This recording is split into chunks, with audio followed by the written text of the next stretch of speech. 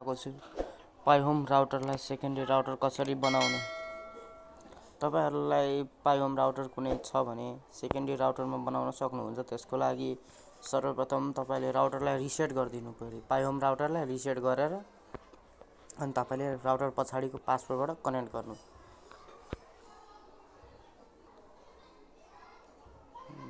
Connect गर्नुहोस्। यसको router पछाडीको प्राय जस्तो पासवर्ड 1 2 3 4 5 6 7 8 सम्म हुन्छ। कनेक्ट गर्नुहोस्। हेर्न सक्नुहुन्छ कनेक्ट भइसकेपछि नो इन्टरनेट। यसलाई सेकेन्डरी राउटर बनाउन आँटेको। अब यसको लागि सर्वप्रथम तपाईले पहिले इथरनेटहरु के नहाल्नु होला। तारहरु क्रोम खोल्नुहोस्। क्रोम खोलेर यो राउटरको तपाईले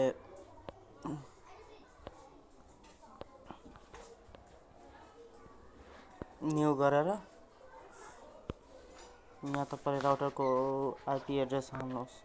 पाइहोम को रहेको छ 192.168.1.1 हालेर सर्च गर्नुहोस्। युजर नेम हुन्छ तपाईको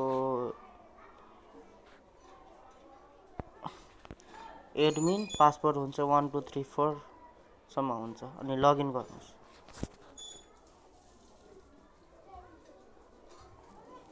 लगइन भइसकेपछि तपाईले सर्वप्रथम यहाँ हेर्नुहुन्छ नेटवर्क भनेर छ। नेट मात्र छैन, नेटमा टिप्नुस्।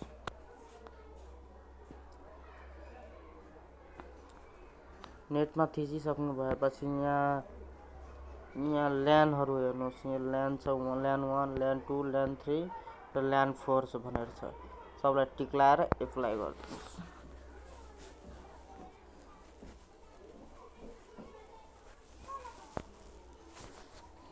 एप्लाई भइसकेपछि तपाईले यहाँ हेर्न सक्नुहुन्छ ल्यान भनेर छ।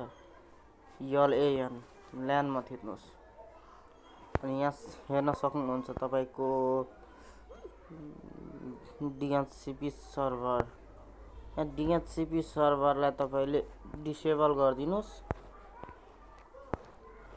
DHCP सर्भर डिसेबल गरेर एप्लाई गर्दिनुस्।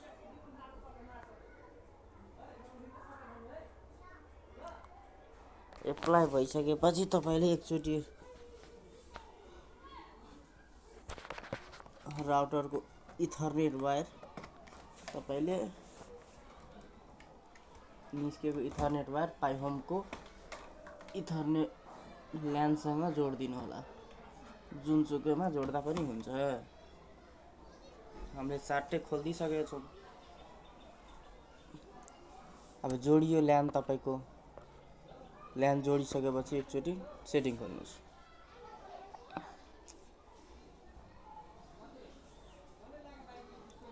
सेटिङ खोलेर यहाँ नो इन्टरनेट छ। यसलाई एकचोटी अफ गर्दिनु राउटर। फेरि अन गर्दिनुस्। अनि अब हेर्नुस् तपाईको नेट चलिसक्यो। सेटिङ पासवर्ड भनेर आयो। अब तपाईले हेर्न सक्नुहुनेछ मेरो नेट चेक गर्दैछु तपाईलाई युट्युब खोलेर।